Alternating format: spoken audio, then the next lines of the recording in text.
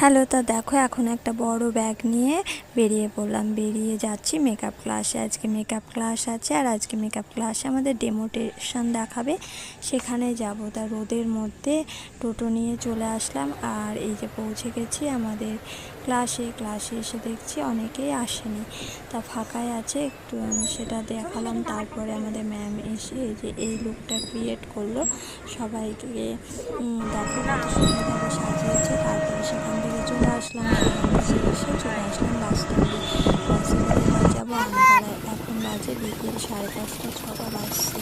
তা কখন যে পৌঁছাবো আমতলায় সেটাই ভাবছি। অটোতে করে যেতে যেতে আবার একটা দোকান